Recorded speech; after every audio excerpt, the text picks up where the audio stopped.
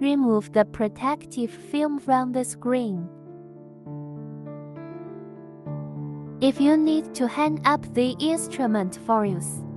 For the installation method, please refer to the detailed instructions on the back of the meter.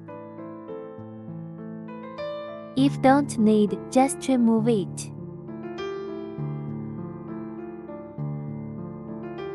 Connect electrode to the meter. Pay attention to aligning the groove on the side. Connect the powdered adapter to the meter.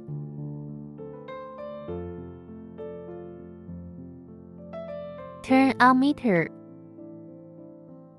Check if Wi-Fi is turned on. Long press on off 5 seconds.